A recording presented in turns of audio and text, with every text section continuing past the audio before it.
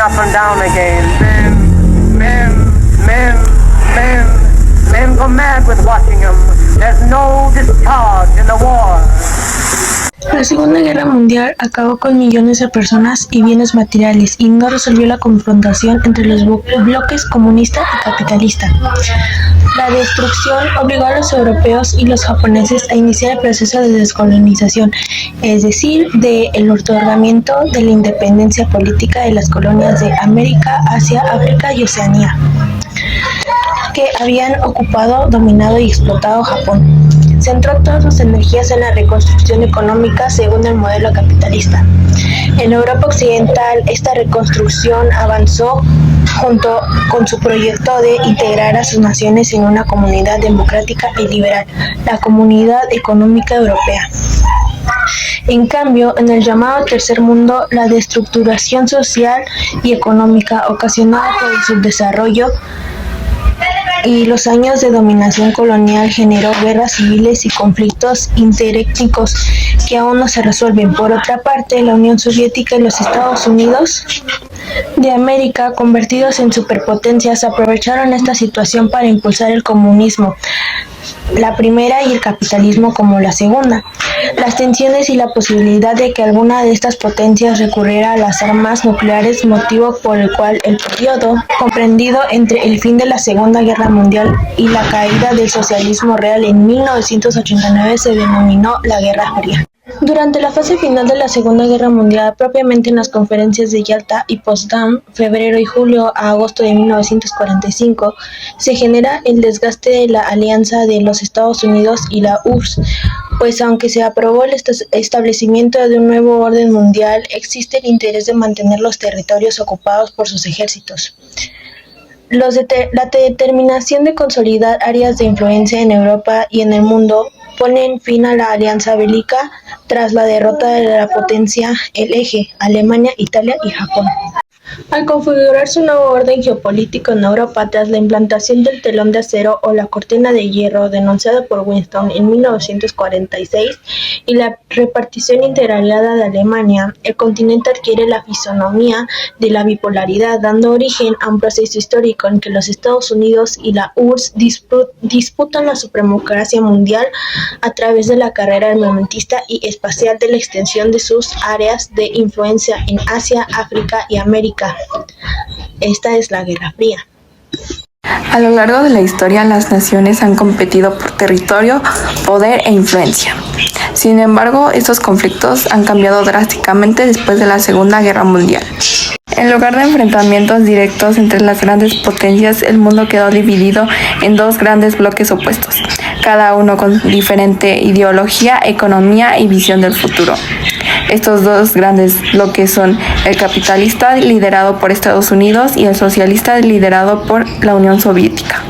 El capitalismo, liderado por Estados Unidos, se basaba en la libertad económica, la propiedad privada y un sistema de mercado en el que la competencia y la iniciativa individual eran los motores de la prosperidad. En este sistema, los mercados se regulaban por la oferta, la demanda y la idea de que el gobierno debía intervenir lo menos posible en los asuntos económicos. Para los capitalistas, la libertad individual era el pilar de una sociedad justa y próspera. En contraste, la ideología socialista promovida por la Unión Soviética se fundamentaba en la idea de que el Estado debía ser el principal regulador de la economía y que los medios de producción como las fábricas, las tierras y recursos debían ser propiedad colectiva o estatal. El socialismo, según los soviéticos, buscaba eliminar desigualdades sociales inherentes al sistema capitalista, proporcionando una distribución más equitativa de la riqueza. Sin embargo, este modelo implica un control centralizado y una planificación económica estricta.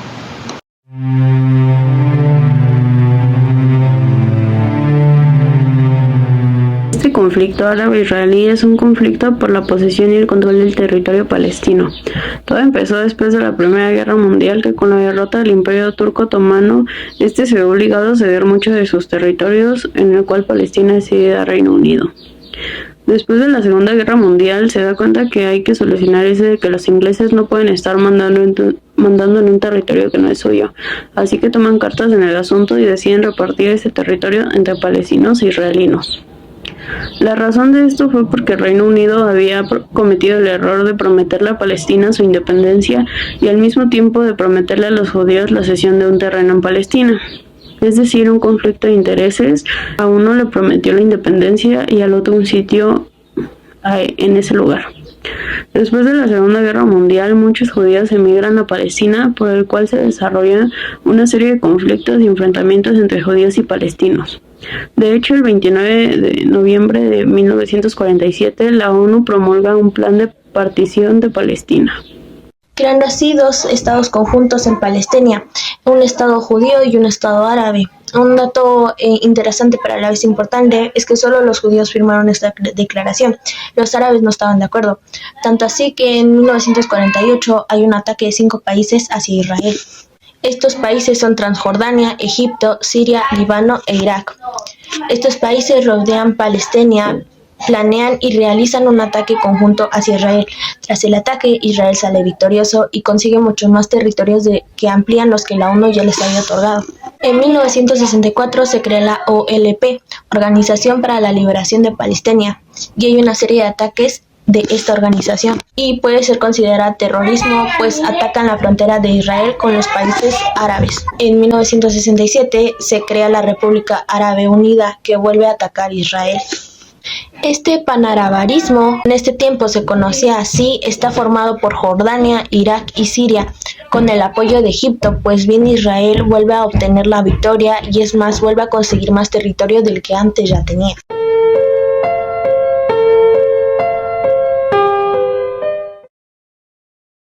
En 1948 se formó la República Popular de Corea, con el gobierno comunista de Kim Jong, y en el sur la República de Corea con el capital de Seúl.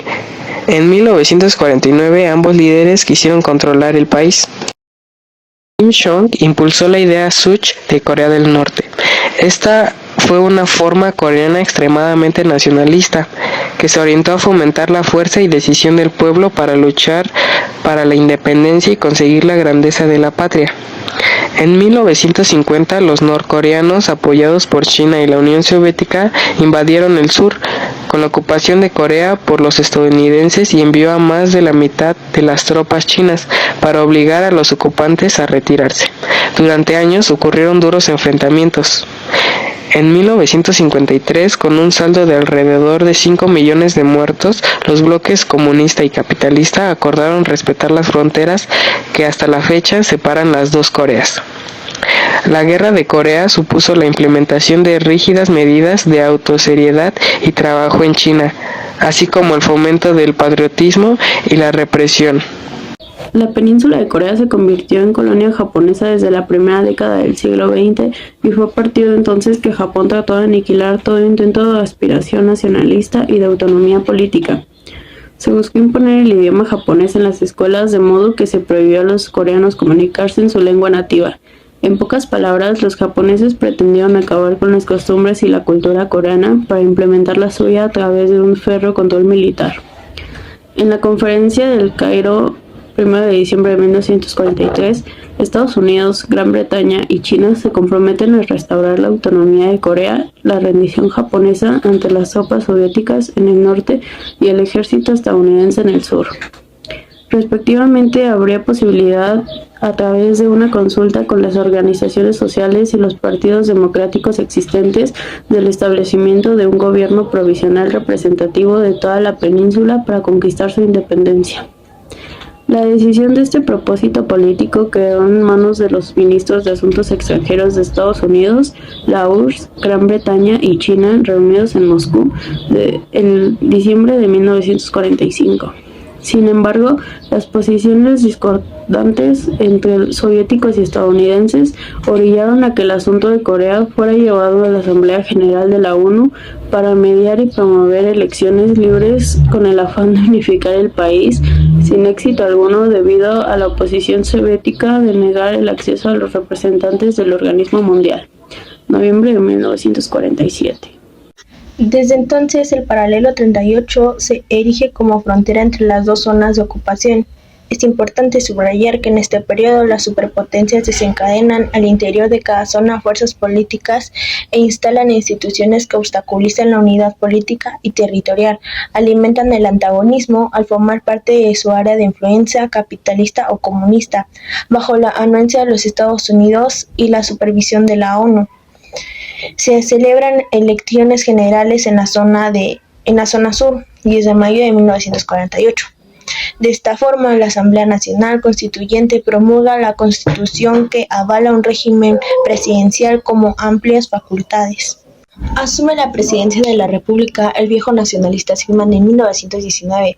Se había investido al presidente de gobierno provisional de Corea, quien proclama la República de Corea del Sur con la capital de Seúl el 15 de agosto de 1948, y cuyo gobierno es reconocido como el único legal en Corea por la Asamblea General de la ONU. Este contó además con el respaldo del gobierno de los Estados Unidos. Syngman instaura un gobierno militar que mantiene estrecha la relación con la burocracia y la policía adiestrada durante la ocupación japonesa.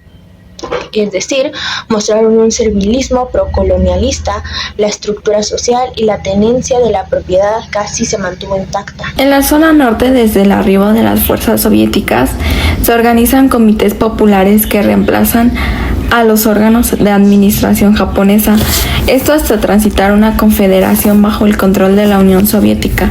Seguidamente de esto se funda la Oficina Administrativa de las 5 provincias, con sede en Pyongyang, octubre de 1945, y se instituye el Partido de los Trabajadores de Corea del Norte en julio de 1946, liderado por Kim Do-sung, que había comandado el Ejército Revolucionario del Pueblo Coreano en la lucha contra los japoneses en la frontera entre China y Corea.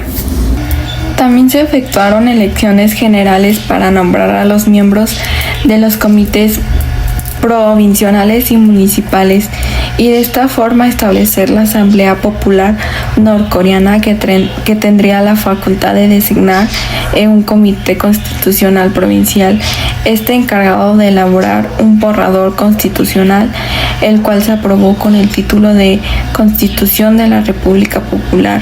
Se creó el 28 de abril de 1948. El territorio del norte era el menos poblado, pero en contraste con el sur, disponía de recursos mineros, energéticos e hidráulicos, y contaba con industrias y una agricultura redituable. El gobierno aplicó una reforma agraria que benefició a los campesinos y trastocó los bienes de los terratenientes. Oficialmente, la Asamblea Popular Suprema proclamada la República Democrática de Corea del Norte, con capital en Pyongyang, asumiendo la presidencia Kim Il-sung el 9 de septiembre de 1948, recibió el reconocimiento del gobierno soviético. La península coreana sería uno de los escenarios de la Guerra Fría, situada en irrigación geográfica proveniente de China y de la URSS y de la política de contención de los Estados Unidos para dispensar el efecto dominó en el este asiático. Syngman Rhee y Kim Do-sung reclamaban el derecho de gobernar todo el país. Corea del Norte, improvisionada de armamento soviético, tomó la iniciativa al invadir Corea del Sur el día 25 de junio de 1950. El Consejo de Seguridad de la ONU condena la irrupción norcoreana y ante la ausencia de la URSS en protesta por la representación de la China nacionalista en el máximo organismo pacifista, en lugar de la República Popular China, autoriza a los Estados Unidos comandar una fuerza internacional integrada por tropas de Australia, Gran Bretaña, Canadá, Nueva Zelanda, China nacionalista, Francia, Holanda, Colombia, Grecia, Turquía, Panamá, Filipinas y Tailandia para apoyar a Corea del Sur. El general Douglas MacArthur dirige el mando unificando de las fuerzas de la ONU y dispone de las tropas estadounidenses asentadas en Japón y en Taiwán. China nacionalista, para desembarcar en las costas de Corea del Sur. En septiembre de 1950, el territorio queda despejado de comunistas.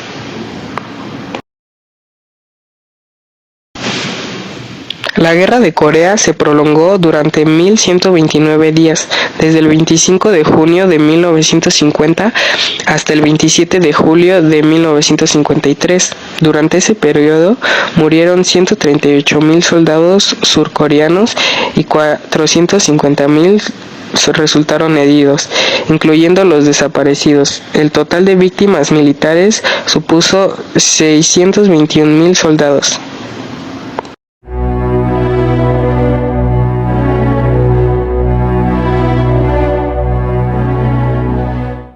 El 16 de octubre de 1962 hubo una noticia que no apareció en ningún periódico. Esta noticia se la comunicaron a John Fitzgerald Kennedy. Con el sigilo debido, McGeorge Bundy, su asesor en asuntos de seguridad nacional, el domingo anterior un piloto de la Fuerza Aérea Norteamericana, un avión espía, U-12 para ser específica, había sobrevolado San Cristóbal y provincia de Pinar del Río en Cuba. Cuando de regreso a la base se revelaron los carretes y analizaron las imágenes, se llegó a la conclusión de que en la zona habían levantado una instalación militar con rampas de lanzamiento para misiles nucleares con fabricación soviética.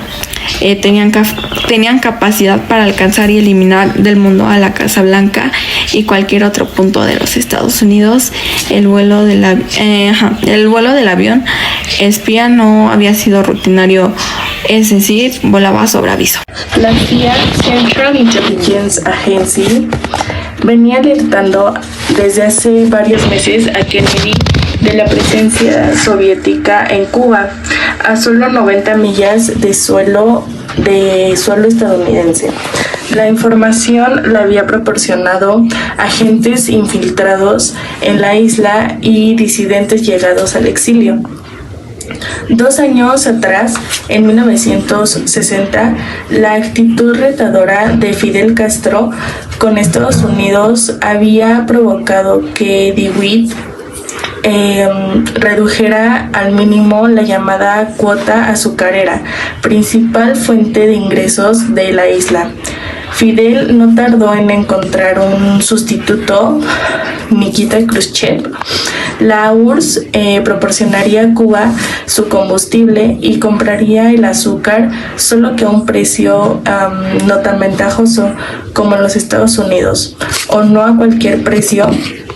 El protectorado militar influyó mucho en este suceso. En 1962, la situación alcanzó su punto máximo cuando Estados Unidos descubrió que la Unión Soviética estaba instalando misiles nucleares en Cuba. Esta decisión fue tomada por Nikita Khrushchev como una respuesta a la presencia de misiles estadounidenses en Turquía, cerca de la frontera soviética. La presencia de misiles en Cuba representaba una amenaza directa a la seguridad nacional de Estados Unidos. La crisis de los misiles en Cuba ocurrió en 1962, cuando Estados Unidos descubrió que la URSS estaba instalando misiles nucleares en Cuba. Este fue un momento muy tenso, ya que el mundo estuvo al borde de una guerra nuclear. Finalmente se llegó a un acuerdo y los misiles fueron retirados. Esta crisis marcó un punto clave en la Guerra Fría y llevó a mejorar la comunicación entre las dos superpotencias. Por su parte, la guerra de Vietnam ya había comenzado en 1955, pero después de la crisis en Cuba, Estados Unidos aumentó su participación, enviando tropas en 1965. El conflicto representaba la lucha entre comunismo y capitalismo y fue uno de los enfrentamientos más importantes de la Guerra Fría.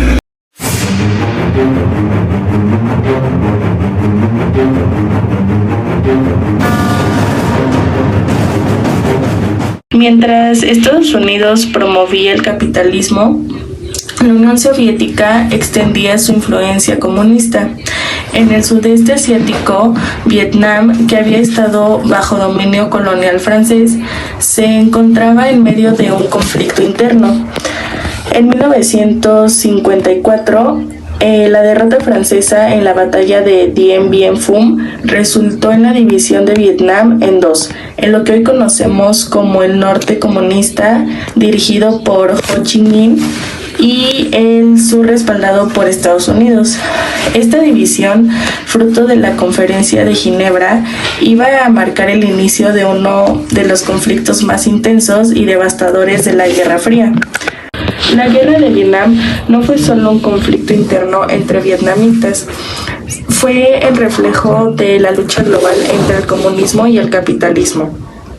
La llamada teoría del dominó, promovida por Estados Unidos, sostenía que si Vietnam caía bajo el control comunista, otros países del sudeste asiático seguirían el mismo camino. Esto hizo que Estados Unidos interviniera directamente, apoyando al gobierno de Vietnam del Sur, que se encontraba en guerra contra el Vietcong y el Ejército Popular del Norte. Fue un conflicto bélico que se desarrolló entre 1955 y 1975 en la región de Indochina, en el sudeste asiático. Enfrentó al gobierno comunista de Vietnam del Norte, respaldado por la Unión Soviética y China, contra el gobierno de Vietnam del Sur, apoyado principalmente por Estados Unidos. La guerra fue parte de la Guerra Fría y representó un intento de Estados Unidos por contener la expansión del comunismo en Asia. Terminó con la derrota de Vietnam del Sur y la reunificación del país bajo un régimen comunista. La guerra se caracterizó por tácticas de guerrilla, batallas en la jungla y el uso extensivo de bombardeos y agentes químicos como la agente naranja. La derrota de Estados Unidos en Vietnam tuvo un impacto significativo, pues debilitó su prestigio a nivel mundial y aceleró el fin de su política de intervención en otras regiones del mundo. Consecuencias para Vietnam. Altas pérdidas humanas. Se calcula que entre 2 y 3 millones de vietnamitas perdieron la vida, incluyendo tanto como a soldados como a civiles. Graves daños económicos y ambientales. Los intensos bombardeos y el uso de la agente naranja provocaron impactos irreversibles en la selva y en la salud de la población. Éxodo masivo. Miles de personas escaparon del régimen comunista, siendo conocidos como los Boat People. Consecuencias para Estados Unidos. Sus consecuencias fueron que más de 58,000 soldados estadounidenses fallecieron y más de 150,000 fueron heridos. Dejó un gran trauma social, ya que la guerra dejó una profunda división en la sociedad estadounidense y generó mucha desconfianza en el gobierno. También se generó el síndrome de Vietnam, donde los Estados Unidos evitó intervenir militarmente en conflictos por temor a repetir el fracaso. 20. Fue un enfrentamiento no solo entre vietnamitas, sino que también entre dos superpotencias en plena Guerra Fría. Terminó con la derrota de Estados Unidos, la reunificación de Vietnam bajo el comunismo y un legado de cicatrices físicas, psicológicas y políticas que aún persisten.